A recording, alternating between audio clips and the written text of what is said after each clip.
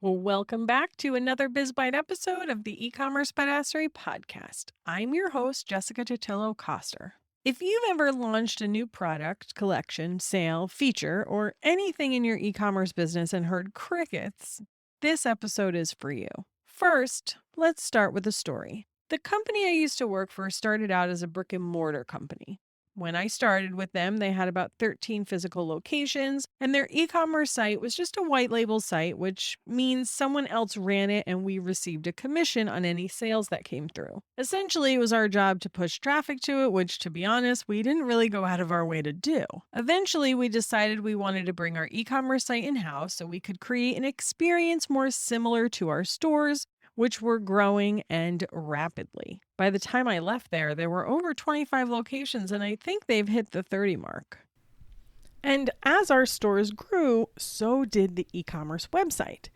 And as we were marketing this more and more, we were getting a lot of customer inquiries because they wanted to be able to use their rewards points online and redeem their rewards dollars. They wanted to use their gift cards.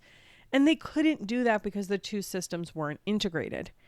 And of course, they were also asking us about buy online, pick up in store. Seriously, we were getting inquiries every single day.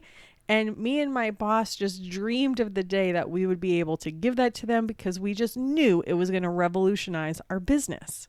Eventually, we upgraded to new systems and built some custom integrations that would let us offer our customers all of these features. The rewards and the gift cards, those have been live for a long time. But they just recently finished the BOPIS integration, and it's something that we worked on for over a year. And I was actually managing all of these integrations. We weren't even done with BOPIS by the time I left, so I was still consulting with them after I quit because it wasn't complete. And just so you know, it only took that long because it was custom development between two different systems. If you have online and in-store or you're thinking about opening in-store, just use Shopify POS and it's a lot easier to do. Once everything launched and was live for a few days, I checked in with my old boss to ask how everything was going. We were so excited to finally get this BOPIS integration up and running. I wanted to see that project through so badly, which is why I was so happy that I had the opportunity to continue consulting with them even after I had left the company, because that was a project that I had been dreaming of and working on for so many years. Like, I just wanted the satisfaction of being able to complete it. And because I knew it was going to be so important because our customers were always asking for it. But guess what? They only had one BOPIS order. Now, in all fairness, we had intentionally been really quiet about this launch because it was a soft launch and we wanted to be able to work out the kinks. But the lesson here is that it doesn't matter how big you are, how much people are asking for certain stuff. If you don't market it, they're not going to buy it or take advantage of what you're offering. And you have to talk about it a lot before people are actually going to take action. That's just the way it goes. So, what do you do instead? You create a launch event around that new product, collection, promotion, or feature. In fact, there are 4 simple steps you're going to want to take for every launch that you do. First, you're going to build a list of people who are interested in your specific offer. You can do this through email or SMS, whichever works best for your business. Then, you're going to tease, breadcrumb, and nurture that audience until launch day to keep them engaged and excited about what's to come.